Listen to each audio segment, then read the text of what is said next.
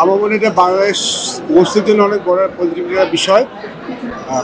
আমরা ক্রিকেটাররা তো পুরস্কার পেয়ে থাকি, বাট দেখে ভালো লাগছিল অন্য স্পোর্টস যারা আছে, অন্য ডিসিপ্লিন যারা আছে সেখান থেকেও বাকিরা উঠে আসছেন।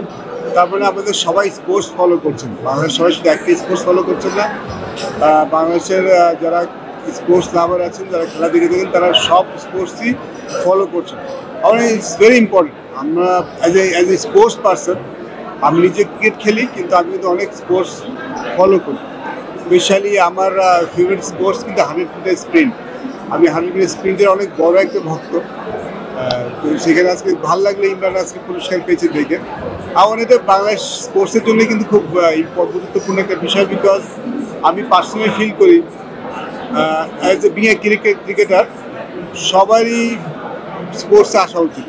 ইট doesn't have to be cricket match, এটা ফুটবল হতে পারে, অ্যাথলেটিক্স হতে পারে, হকি হতে পারে। সো আমাদের জন্য সবার জন্য খুব ইম্পর্টেন্ট মাঠে আসা, খেলাটা খেলার চেষ্টা করা, যেটা আমাদের ভালো লাগে। এই দুটো ক্যাটাগরি ছিল যেখানে ভোটিং এর বেসিসে আসার সুযোগ ছিল, দুটোর একটা তো ক্রিকেট জেতেনি, দুটো অন্যান্য স্পোর্টসের। আর এটা কি কাইন্ড অফ ক্রিকেটের জন্য অ্যালার্মিং? না, নট অ্যাট অল। আমার মনে হয় যে দেখুন, আমি পার্সোনালি ফিল করি আমরা যেই স্পোর্টসে খেলি, cricket, football, hockey, badminton, athletics, যখন দেশের হয়ে আমরা রিপ্রেজেন্ট করি, it's about country, it's about Bangladesh. বাংলাদেশের হয়ে যে একটা পদক জেতা যতখানি ইম্পর্টেন্ট, বাংলাদেশের হয়ে একটা টেস্ট ম্যাচ জেতাও কিন্তু সেম ইম্পর্টেন্ট। সো আমার কাছে মনে হয় এরকম কিছু, আমার কাছে মনে হতে বরং আরও ভালো, আরও চ্যালেঞ্জিং। আমাদের ক্রিকেটাররা নিজেদেরকে আরও উদ্বুদ্ধ করবেন এখান থেকে, আরও চ্যালেঞ্জ অনুভব করবে, যেটা খুব ইম্পর্টেন্ট। আমার যে সব স্পোর্টস যখন একসাথে হয় তখন দেশের ক্রীড়াঙ্গনটা এগিয়ে যায়, যেটা বেশি ইম্পর্টেন্ট বলে আমার কাছে মনে হয়। সামনে এসে ছবি দেওয়ার জন্য